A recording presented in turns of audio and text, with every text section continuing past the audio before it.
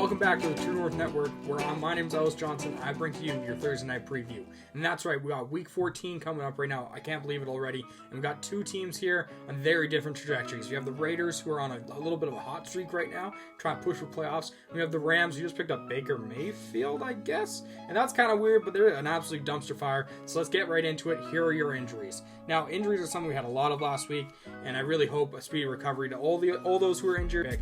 Hope they all get better. This week, though, not many injuries to talk about. The few that we do have, we have Josh Jacobs. He's had this quad calf injury for like a couple weeks now, but he's been great, so don't worry. We have Aaron Donald. He's probably out with an ankle injury. We have John Rolford, his neck. He's been questionable, limited at practice, and they also picked up Baker, so it'll be him or Bryce Perkins, but that doesn't matter, which we'll talk about later. And we also got Ben Skronik, who has a shoulder injury and has been limited at practice most week. That's it for the injuries. Let's get into the must-starts. Must-starts are nice and easy for this one, because we have two players at the top of their positions in fantasy who are on the same team. So let's start with Devontae Adams. Yeah, that's right. He's the WR1 overall right now. And for those who thought Derek Carr couldn't support a WR1, well, hey, here we go. He's doing it. I don't know really how, but hey, he is. He's not even passing for a lot of touchdowns, but it's because Adams is getting like a 40% target share. He's the WR1 in fantasy, and that's probably pretty much why. I'm talking the last 5 games, he's averaged 13 targets, 1.4 touchdowns, 133 yards, and 8 receptions per game. Put that in perspective, that is equivalent to 25.7 fantasy points a game over 5 straight games. That's ridiculous. We just saw the Rams get torched, including Ramsey get torched by Lockett and Metcalf for over $120 and a touch each. So, come on, Devontae Adams, fire him up all day long. He is probably the best receiver in fantasy right now and the most consistent. Now let's go to the RB1 on the season. It's Josh Jacobs. What a resurgence, and hey, it's just been remarkable. From playing the Hall of Fame game to being the RB1 on the season, his usage is off the charts. Best part is the Raiders' defense is allowing 25 points per game, meaning even the Rams should be able to score against them, and therefore Josh Jacobs is going to be another RB1 for sure this week. His usage is elite. The team runs through him and Adams. You're firing up anyways. Ride his hot hand right into the fantasy playoff sunset. Now for solid starts, we got one, and this stat surprised me, so hopefully it catches you off guard. We have Derek Carr as our first solid start, and the stat is that his last 3 games, the 3 wins they've had, he's the QB6 on points per game. That's quite good.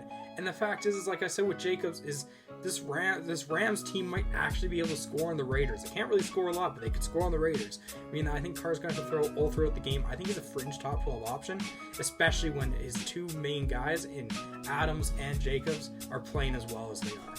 Now, flex considerations is the biggest section of this article, and it starts off with Foster Moreau. I'm sure you're not flexing him, but this is my kind of like low-end tight end 1 tier, and you can play him every week.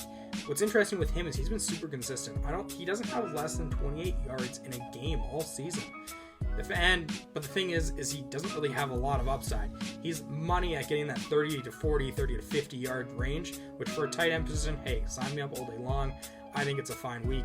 The Rams are solid against the position, but hey, they're not great. Like, they're averaging the 12th most fantasy points to the game and the 12th most touchdowns to the position. So fire it up, pie shop. Let's just go for it. Foster Moreau, get in the end zone again. There you have it for that one. The next one here is Mac Hollins. Now, despite Adams demanding the targets that he is, Mac Hollins has been okay. Over the last 3 games, he has 9 targets in 2 of them. He has 6 or more fantasy points in all 3. It's not the best option, but hey, I think he's in play, especially if you're looking for a player just to play off the wire. You can do a lot worse than Mac Hollins.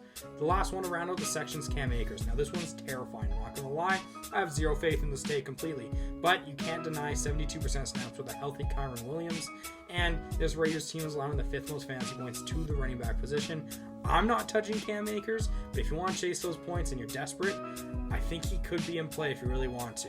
Now, for my sits, it's easy. It's basically the rest of the Rams side of the ball. So let's start with the receivers. Got Tutu Atwell, you have Van Jefferson, and Ben Skronik if he does play. You can't trust any of them. They're all getting like even targets, which is like between 3 and 5. You don't know who the quarterback is. It's low upside. One of them's probably going to score a touchdown, but you never know who. I'm completely out.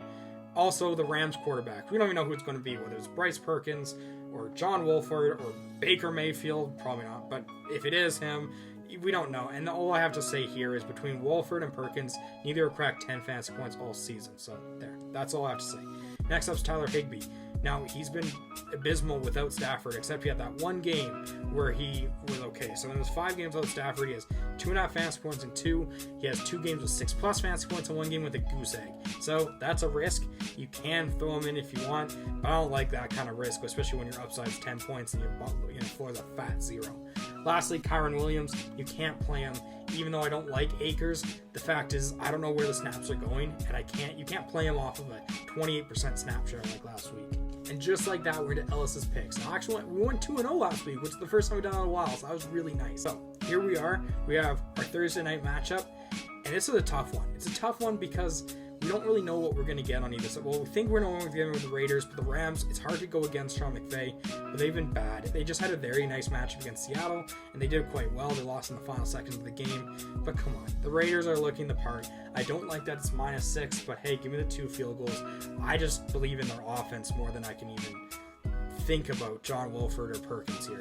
So give me the Raiders -6, and I think this is a sneaky over. I know I just dissed the offense, but this Raiders offense is electric, and this Raiders defense is brutal. Like I said, even the Rams should be able to score on them. It's an interesting one. The Raiders really need this win.